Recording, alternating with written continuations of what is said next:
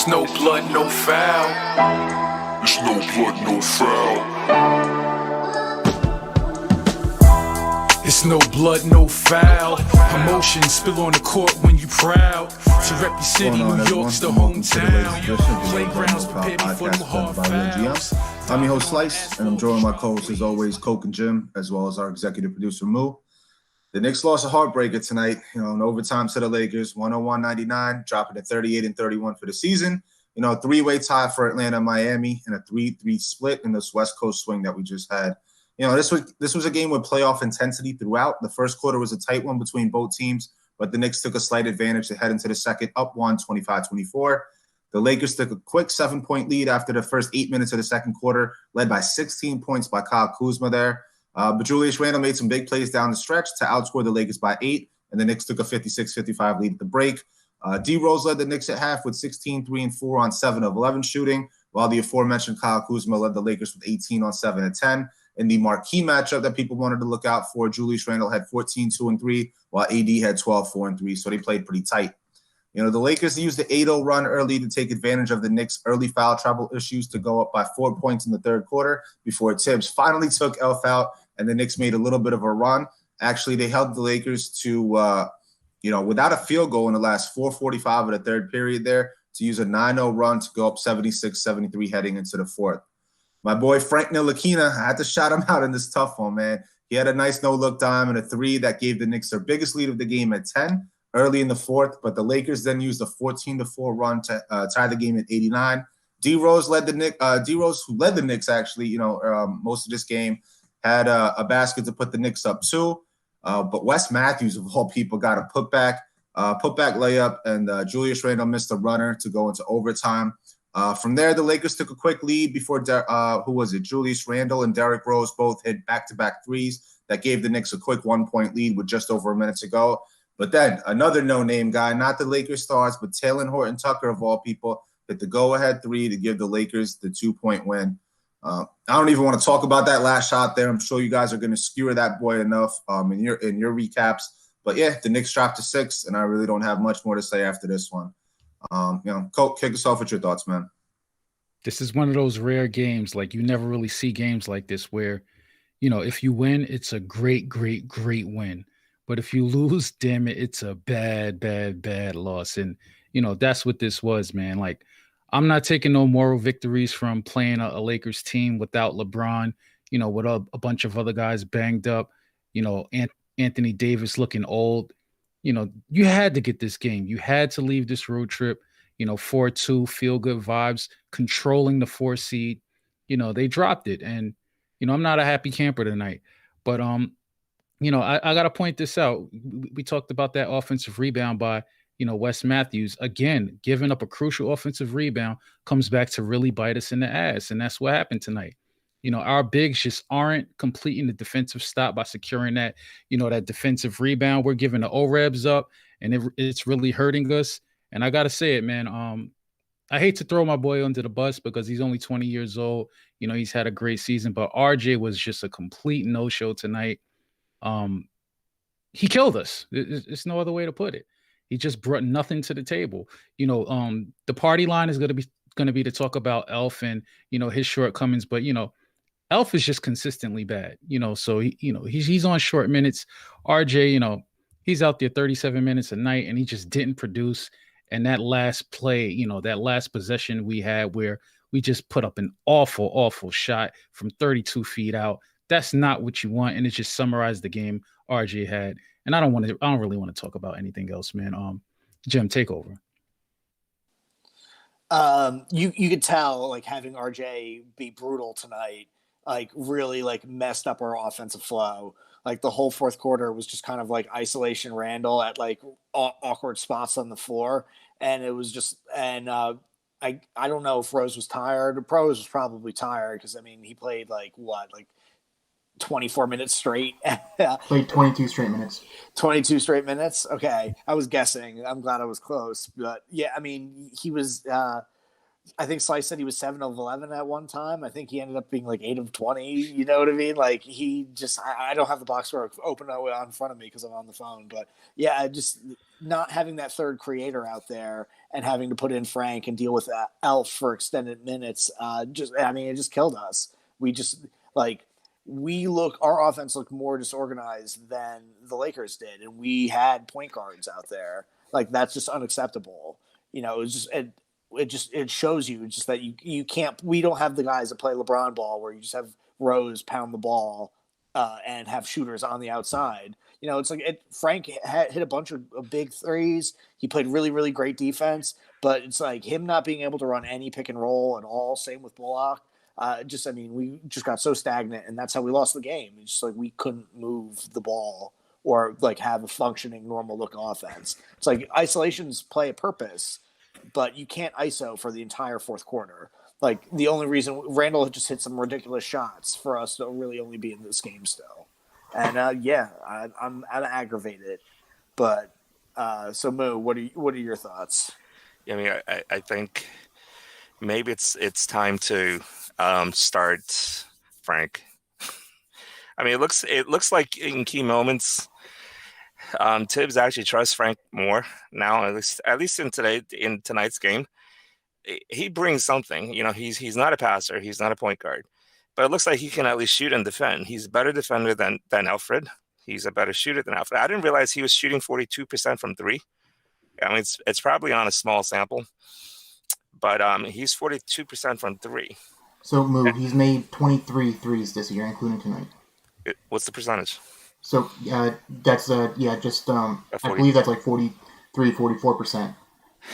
You know what? I'm just tired of seeing Alfred Payton do nothing. Man, holy cow. You know, he gets into the lane, but he can't finish. He absolutely cannot finish. So, and he really doesn't bring enough on the defensive end. He doesn't pass.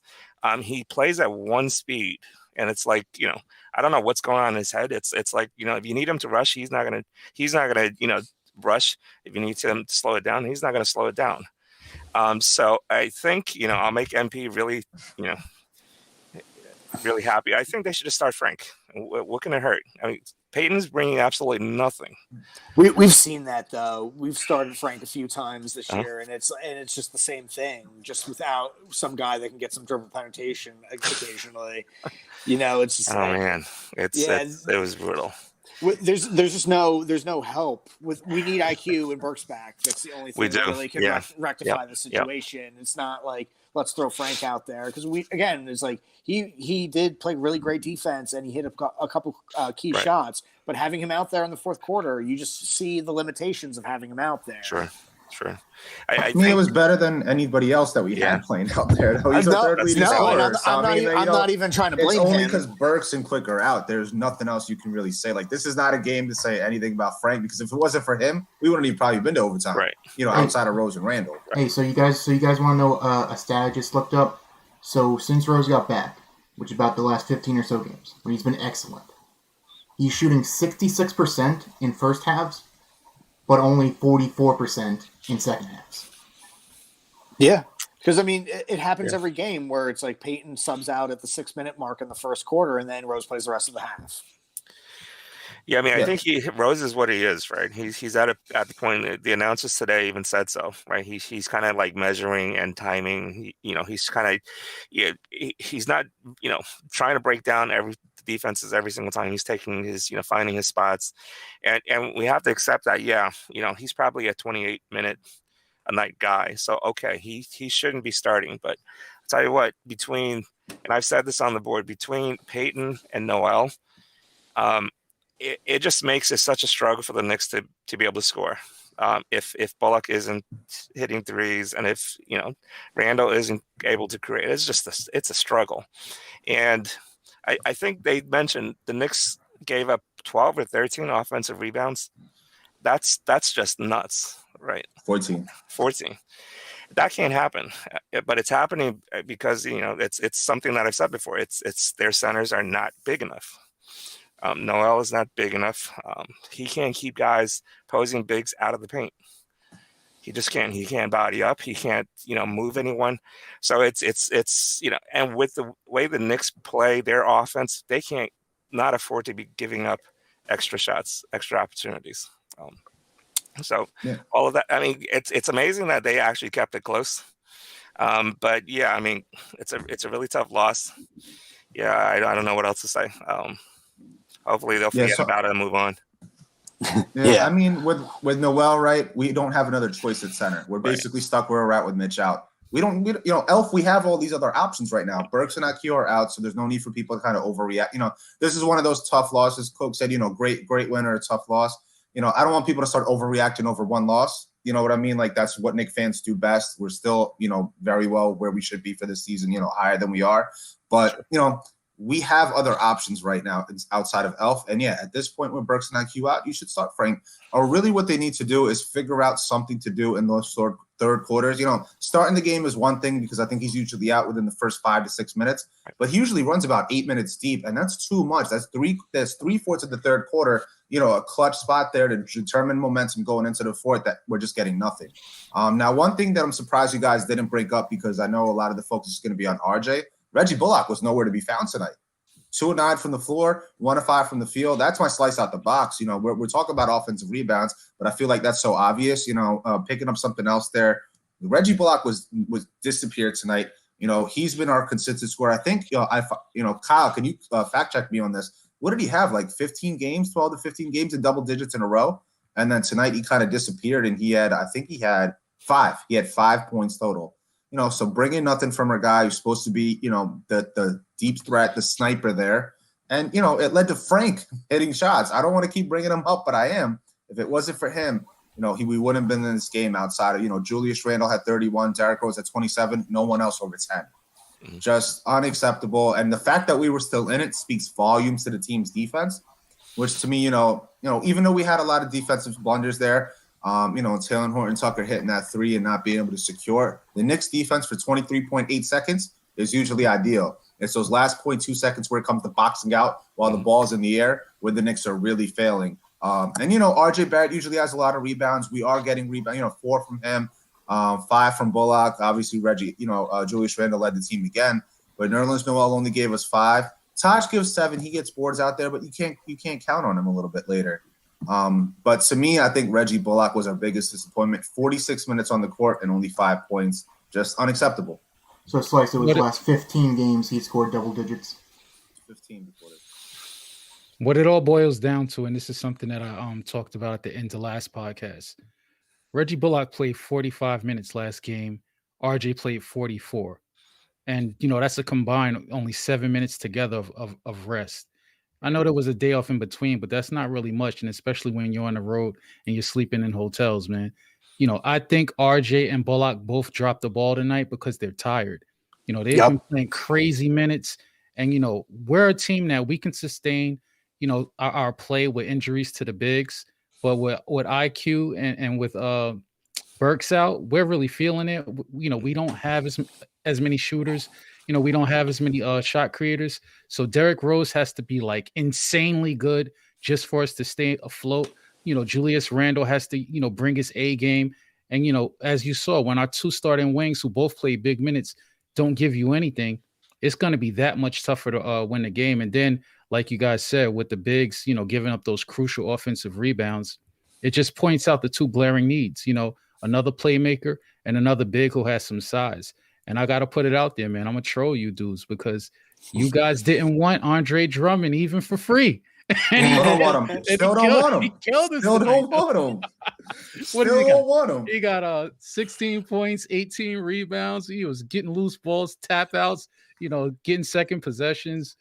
I don't know. I would have took that, man, but it's water under the bridge. He's just a body type that beats us. It's not Andre Drummond being, it's just a body type and a type of center that beats us. You think our offense is bad now, bro? Andre Drummond down over there killing possessions? I don't know, man. Yeah, Drummond looks really sluggish and slow and thick in the legs, but he still managed to grab those boards, right? So he killed us tonight, but he's also killed the Lakers many a nights. Right. They wouldn't have. Well, I guess they're a game up on us now. They wouldn't have the similar record to us if he wasn't killing them. You know how I know that RJ Barrett's tired? I saw someone tweet this stat. Before tonight, and he missed I would say probably 4 wide open layups, where he had a clean look at the hoop and just bricked them, just threw them off the backboard, He rushed a lot of them, and he didn't square up. Yeah. It was just ugly. So apparently, in the month of May, he's shooting 47% in the restricted area, and he's over the year he's 56, which is below average. I think 60 is the league average, but I mean he's just absolutely been horrendous, and it's been coinciding with IQ and Burks being out. It's just he's just not as explosive. He's not getting to his spots as he usually does, and he's just been brutal. I said it the last podcast. It's I have more confidence in his 3-point shot, and that wasn't here tonight. 0 for 7, and that's the first time probably since the beginning of the season that he's missed this many threes in a row. So just all around, his whole game is all messed up because he's been playing almost 40 minutes a game. Just to keep it a little positive, man. I got to let the pendulum swing. So I got to give Rose and the team some credit for the fight. I know I'm not into the moral victories, but one thing about the Knicks, they play hard. And, Derrick Rose, I want to highlight him for some plays in OT. He has some effort plays, and this is the guy who has, no cartilage in his knees, and he's the one out there fighting, diving on the floor. I like that play where he tied up Anthony Davis, and he really fought hard, need him in the nuts on the way down. And then, he didn't win the jump ball, but I respected the effort. And then also, he had that rush from behind to get the steal from THT. I thought that was going to win us the game. I was like, yes, we got the momentum back. And then, we still blew it. But just, shout out to Rose, older guy, the point guard that no one really wants to keep talking about. We're looking for his replacement. Even if he comes back, we want to see him in a secondary role. But he keeps bringing it every night, so I got to respect it. Yeah, I mean, he's been getting shout outs. He's been playing well. You can't really knock what he's been doing, especially the last 20-odd games or so. For fans of the NBA from back in the day, it's nice to see D Rose doing good things and, Melo getting the top 10. I want to make sure we give him a shout out as a Knick podcast. Recently, he got into the top 10 all-time NBA scoring. So some positivity there before I really just want to move the hell on from this game, to be honest. So, Coke, before we start looking forward to the next games, I'm going to kick it to you for your Alfred Payton of the Award Tonight winner. And I hope it goes to the namesake. And then you guys can talk about whatever else you want this game because I'm ready to put it out my memory. Not going to the namesake, but it is going to RJ Barrett. And, it was well earned tonight, 37 minutes, just brought nothing to the table. Like Jim said, 0 for 7 from 3, took 13 shots, just wasn't in the flow. And he really bungled that last offensive possession. You got to get that ball to Randall. I don't care what the situation, what the defense is doing. Find a way to get him that ball. Or at least drive. Even if you was just charge, you know what I mean? Don't tread water and just chuck the ball up. He just let the shot clock run down. He was indecisive. Next thing you know, two left on the shot clock, and he's heaving up a 32-footer. So, RJ's the GOAT for this game, and I think it's well-deserved as much as I don't like Alfred. So, once the season's over, I just want you to know, I'm going to make a compilation of every time Coke has said, I'm never going to put a Knick for Scrub of the Night, and then immediately followed by him putting a Knick for Scrub of the Night. Yeah, an hour-long show. I think I did it twice. Yeah. Yeah, I did it twice. I like it. I feel like on nights like this, the Knicks are the ones that deserve being Scrub of the Night. Because it's who else are you going to give it to? I don't think really anyone on the Lakers were too atrocious. We got lit up by Kuzma in the first half, so no Shams is happy. I mean, you have to give it to the Lakers. I didn't realize the Lakers, they have the number 1 ranked defense in the NBA. That's what the guys said on the broadcast. Points, points. That's pretty good. Points against. They were very good defensively. With no point guard, they relied on the same thing the Knicks relied on, is defense, right? And they grinded it out. So you have to tip your cap to them, and they did what they had to. Anthony Davis proved it down the stretch too, man. Yeah. The way he played against Julius Randle, while showing he was hurt, he's limping out there. He wasn't fully healthy. and he was still making those lockdown plays against Anthony Davis and, or against Julius Randle. And it's back to kind of what we were saying early on before the win streak when, we were going up against guys like Giannis. That's the next level for Julius Randle to attain to, right? That's the next level of player that we want him to get to. Now, whether he gets there or not is huge because Anthony Davis is Anthony Davis, first team All-NBA, one of the top superstars, elite players in the league. But, I'm hoping Julius Randle, still 26, sees that next step that he needs to take. And honestly, if he took the leap that he did this year, next year, I'm hoping he can get there. Honestly, we really just need RJ to make that next step. Like Randall was great tonight. I mean, he did have that one travel at the end of the fourth quarter, but like he was the one that we really needed to step up, and RJ was just completely flat. Like like even if he hit like 2 or 3 more shots, we win the game. Like if he hit 1 or 2 of those bunnies that were like wide open layups that just bricked, that's the difference in the game. What else can you expect for Randall to do? It's not saying Randall needs to do more. It's just more of that's the next step. I mean, that's the next evolution for Randall there. And it's just we run into better teams with better players, and that was basically it. He was getting locked down the stretch. I mean, RJ Barrett, everybody knows. I mean, coach just pointed it out. He's the reason that we lost the game. He was the worst player on the court and the biggest net negative for us. Maybe not plus minus wise, Kyle's favorite stat, but just out there on the court, outside of L's 14 minutes, just useless. But so speaking of plus minus, do you guys know where Alfred is now in terms of total plus minus for the year? Minus 300. Well, he's at minus 93, but do you know where that is in players? I'm going to say 378. 444. It's in the fours, yeah. 444. Out of how many players? 500 and 60. Yeah. So I thought there was like 450 of players in the league. So I maybe that's where I was off. This is out of every player in the NBA, right? So that puts them in like 10th man range. 537. Right. Yeah, that's about 10th man range, right? It's even worse than that because that's total plus minus. So that means like you have to be playing a lot of minutes to accumulate that kind of a plus minus. Yeah. Yeah, I mean, you can tell he's not really an NBA player, and we just have too many of them in the rotation right now. Right. He just better not be back, man. If Scott Perry bring this dude back, I mean, I don't know what to say. But I'm encouraged because I don't think they bring in Vildoza if Alfred was in the plan. So right. But actually, you want to know what the crazy part about that stat is? Our next worst starter is Noel, who is a +2. That's crazy. So that's how negative. So he's the only one in negative, basically. Yeah, the only one. I think the only one that gets consistent minutes that's also in negative is, I think like Frank and Knox are the only ones that are negative. Mitch too. They're like minus like 10 or 20. Okay. Yeah, I mean, hey, I guess it's a good thing, right? I mean, it's the only positive you can see from that is the Knicks were a 4th seeded team in the East with a player that awful as your starting point guard. But I mean, that's really it's the only positive way I can spin it. I'm done talking about this game. I'm done being negative. We're back from the West Coast swings. We don't have to stay up till 1:30 in the morning anymore after watching a heartbreaking ass loss. We already did predictions for the next game, so let's switch it up a little bit. San Antonio Spurs coming into the Garden on Tuesday night. Big game for us, right? This game I said had playoff atmosphere. The rest of these 3 games are all playoff atmosphere since right now we just dropped to the 6th seed. So right now, in terms of not a prediction since we got it, what's your key matchup for the Spurs game? What's the one matchup you think that's going to make or break the game? The Knicks, how hard they play. I think if they come out and play the way they can, they'll beat the Spurs.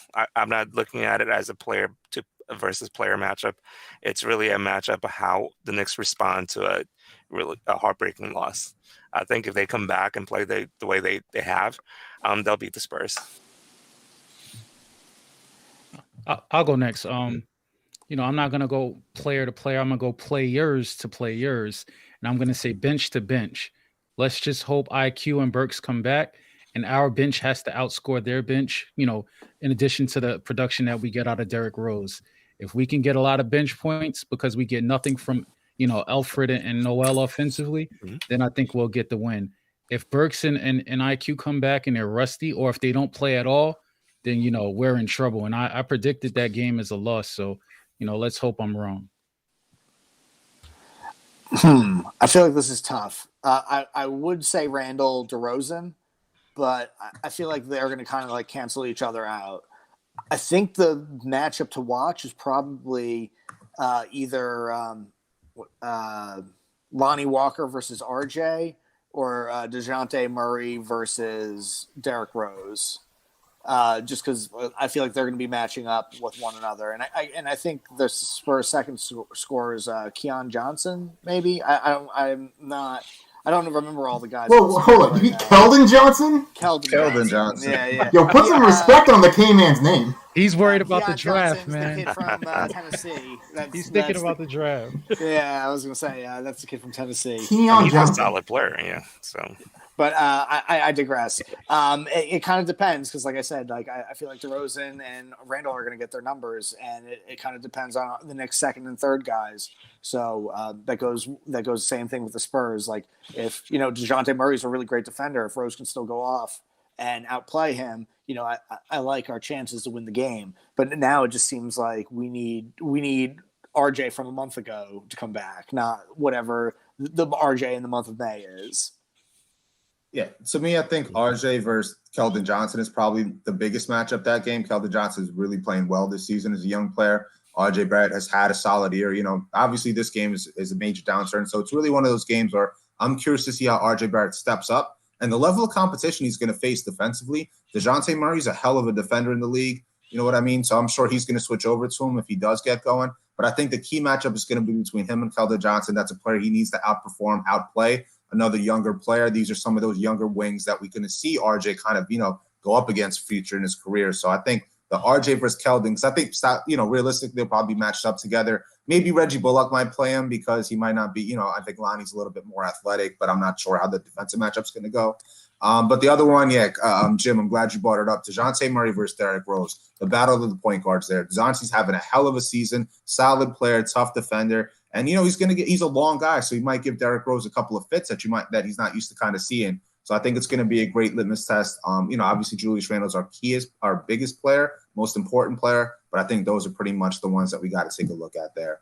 But the Knicks are playing a couple of good guards coming into it. We got DeJounte Murray, Walker and Keldon Johnson, and we're going to go up against Terry and LaMelo Ball, I should say. And then we got Marcus Smart, Kemba Walker, and Jason Tatum coming up. We got a lot of wings to go up against down this stretch period here, guys. And this is, like I said, all basically playoff games from here on out to determine 4, 5, or 6. Or if we lose all 3 and the Celtics win, Knicks hit that dreaded play-in game. The mentality, going through the rest of the year, you gotta try to win out. You gotta control your own destiny. The only way to do that is to win out. We got a chance to do that. So I wanted to get this game, didn't get it, but that's got to be the goal. I feel like if we walked into this road trip and we thought we were going to go 3-3, I think all of us would have been happy before this road trip. It just so happens that we just had the most devastating loss ever at the end of it. should have been 4-2. Should have been 4-2, Yeah. But again, if you told me 2 weeks ago that we were going to go 3-3 on the road trip, I'd be like, okay, I'm satisfied with that. But it's not how it happened, or this is not how I wanted it to happen. Yep. So I've maintained that I think 40 wins should be enough to get us the 4 seed. So looking at our schedule, we got the Spurs, the Hornets, and Celtics. I think we got a good chance of winning 2 of those. I think every game is winnable, but then what we got to worry about, because we don't control this, is we got to worry about the Heat. They have a tougher schedule. They have to play, I think, the Sixers and the Bucks. They also play the Pistons, so that's basically a guaranteed win. And I think Jimmy Butler's hurt, so Yeah. he left at halftime today. So if we win 2, they have to lose 2. But if we win all 3, they just have to lose 1. Yeah, I mean, it's basically right now, right? Realistically, we're looking at 4, 5, hopefully 4 or 5, depending on how Miami does it. I'll take the 5 seed versus Atlanta. Yeah, we want playoff, but we want home court advantage in the playoffs. But as long as, we're 4 or 5 and Atlanta's that other seed, the 4 or 5 seed, I'm happy. If it's Miami, that means Miami's kind of going into the season with some bigger wins because Milwaukee, Philly are also in kind of that top 3, along with the Nets trying to battle for home court. Unless I might be off, I don't know if there's a couple of games. I feel like they're also very close with each other in terms of top 3 rankings. But yeah, it's just all about momentum going into it, and it's going to be, you got to hit that 40 win threshold. We win 41, I think it'll be huge. But I digress. I don't really know here. It was just a tough loss to take. I'm exhausted right now. So whatever you guys want to get out, I know it's a little bit quicker than we normally do, but I'll rock with it if you guys are. Colt, your final thoughts or anything you wanted to get out, man? I'm just tired of being negative, so I'll try to be positive. If we proved anything on this West Coast swing, like Jim said, coming out 3-3, everyone would have signed up for that. If we were told that, last week of the year to close out the season on the West Coast, we'll go 500. So the Knicks have proved, they might drop some games, but they're going to put up a fight. And regardless of the outcome, I don't think any team really wants to eagerly sign up to play us in a 7-game series. That would equate to like a battle of attrition. And you kind of saw that tonight. Anthony Davis is a guy who just came back from injury, and we really beat him up. I mean, I was joking around, but I was saying, it looked like we literally took years off his NBA life in this one game. So, he was looking like he was dying a very slow death. And I don't think anybody wants to play us in a physical series like that. And I also don't think it's a coincidence that LeBron chose not to come back against us. So, let's just keep forging that mentality of being tough-minded, resilient, and beating people up so that even if we lose, they're going to feel it the next day. Hey, so I just want to get a fun fact in here real quick. So, fun fact. Frank hit 3 3-pointers tonight. That's pretty good, right? Over the last month, 14 games, Elfrid Payton has made 4 3-pointers. Out of like 30 shots. Actual fact. That is an actual fact. Look it up. I'm not surprised. I don't think you'd steer us wrong, Kyle. So I'm gonna not have to look that up. What are you talking about? I lie to you guys all the time. You never notice. Yeah, he does. Yo, Kyle, what are you gonna do next season when Elf isn't back? Like, who's gonna be the whipping boy, man? You're gonna have a tough time. You're gonna probably Obi. Obi's older then. Probably Obi. Obi will probably still be the whipping boy. I don't know. I'll just find out whoever Coke's favorite is and make him that.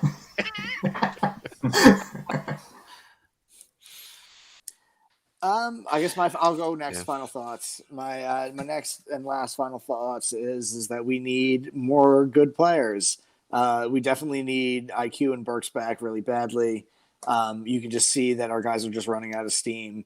And you know what? Like, I'm glad. I hope they get it right on a jet and are flying home right now and just like chill all day tomorrow. Like hopping, fill the bathtub with wine like Amari used to do, and just like relax. Because we really need some help down the stretch, and those guys. And I did think I heard it in the broadcast, but they could have just been like making stuff up to fill time. That Tibbs mentioned that they think that IQ and Burks are definitely going to be back for the homestand. So they might have been just giving them another day off, because they were saying, I guess they saw IQ and shoot around and he looked really good. So let's hope that Thursday everybody's back. Yeah, I think they said that IQ was going full tilt in shoot arounds. So it's probably I think he's a lot closer to being back. Burks, we need one of those two guys back, right? Yeah. Someone to offset it and create some shots and hit some shots. To be positive, the reality is you can't win every single game, right? 3-3. We would like it 4-2, but could have been 2-4, right? So it's give and take. It's playoff basketball. Knicks, they've shown even with a loss, they bounce back. So I'm feeling fine for the next 3 games. If they, run the table on it, great. If they go 2-for-1 on it, that's fine too. I think that's what's going to happen. One of those two things. Yeah, I mean, hopefully we need one of those two things. It's always a tough one to take in a game. We saw the Celtics lose. The Knicks had a chance to clinch 6th seed, at least a 6th seed, but you see them drop to the 6th seed just in terms of tiebreakers. Just a tough one to take. But like you said, you can't win them all. Hopefully IQ and Burks come back. Like you guys are saying, it's positive. And it shows. You need another ball handler, another guy who's able to penetrate, create when RJ Barrett is having a tough game. But, I think he's going to bounce back too. Like you said, the Knicks have always bounced back. Our players have always bounced back. And, that's what I'm going to see. It's going to be tough. Like you said, I hope the Knicks get enough rest, because it's like we've had a tough schedule. We've mentioned it before. The Knicks, again, only 1 day off in between. 1 day off. We hit them on Tuesday. So, it's going to be tough. But Hey, we appreciate everybody who stayed up late tonight to catch us after this tough loss. If you make sure you like what you heard, make sure you give us a thumbs up as well as subscribing so you can check out the latest No Blood, No Foul podcast videos as soon as they come up. We'll catch everybody in a couple of nights, and we out. It's no blood, no foul. It's no blood, no foul. It's no blood, no foul. Crying for cause we took your morale. Congratulations till we run that clock out. MSG to Mecca, this is our house. NYC forever when we mob out. See that kid drip, got that clock clout.